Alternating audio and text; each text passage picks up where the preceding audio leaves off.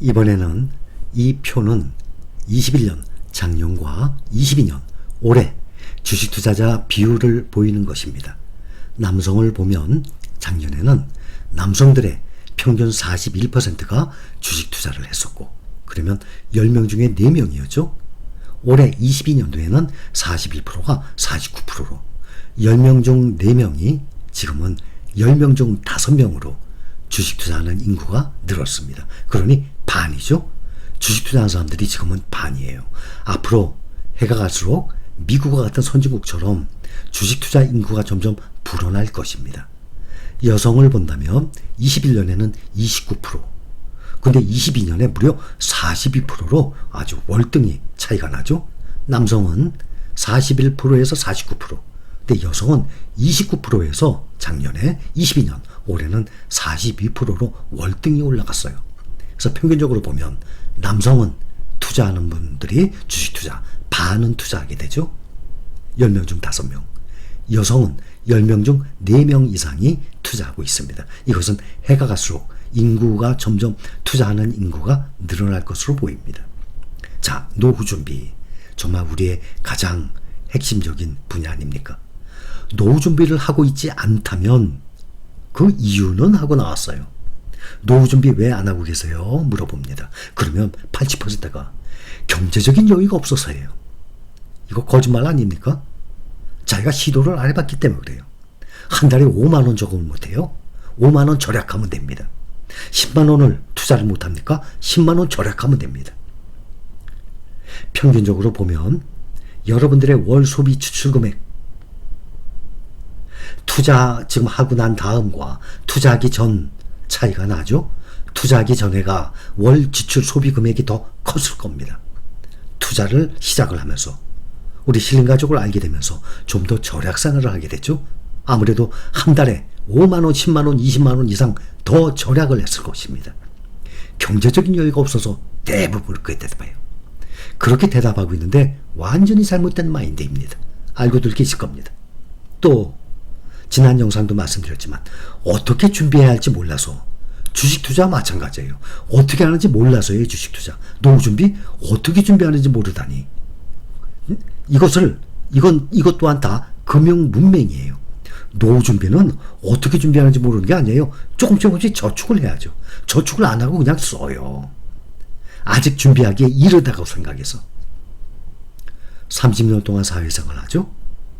그러면 노후 30년 동안 먹고 살 거를 내가 생활하면서 계속 모아놔야 돼요. 30년 동안. 미래보다 현재를 즐기는 것이 더 중요해서.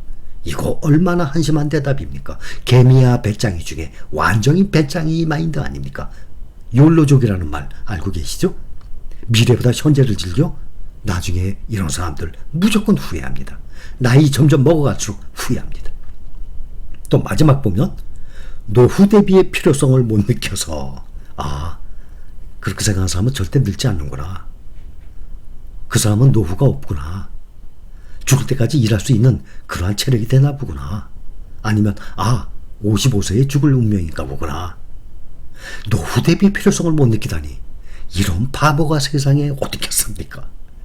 자, 종잣돈을 만드는 방법, 투자할 자금을 만드는 방법이 있어요. 그러면 쏠깃합니다. 응? 무슨 방법이야? 예를 들어서 썸네일이라 그러죠. 부자가 되는 방법, 이런 썸네일이 있어요. 예를 들어서. 그러면 그 영상만 보면 누구든지 다 부자가 돼. 이렇게 생각하는 바보가 있거든요. 자, 종잣돈을 만드는 방법, 투자할 자금을 만드는 방법, 특별히 있을 것 같아요? 없어요. 월 수입에서 꼭 필요한 지출 금액을 계산을 해보고 그 금액을 제외한 금액 강제적으로 저축하는 방법 외에는 없습니다. 근데 그것이 저축이 은행에 현금으로 넣어두는 게 아니죠. 생길 때마다 여러분들처럼 계속 주식으로 바꿔두는 거예요. 현금이 5만 원 생겼으면, 50만 원 생겼으면, 100만 원 생겼으면 매달 월 수입에서 계속 그것을 주식으로 바꿔두는 것입니다. 특별한 방법이 있는 줄 알겠지만 이 방법 외에는 없습니다. 이 방법에는 아무것도 아닐 것 같죠.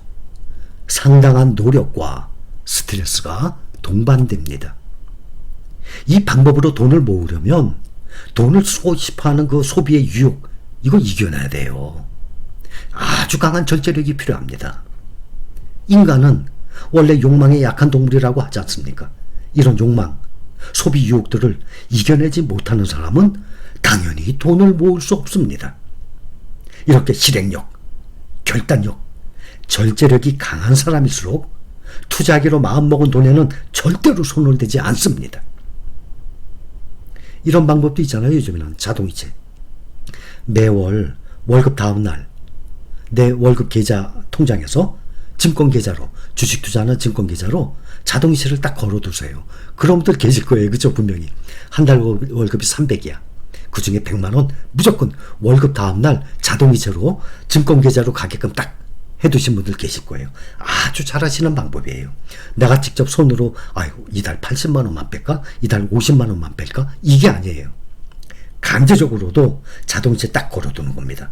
이렇게 투자하기로 마음먹은 금액, 월급에서 자동으로 분류가 되니까 그만큼 유혹을 안 받을 것 아닙니까? 또 그만큼 신경을 안 써도 될 것 아닙니까?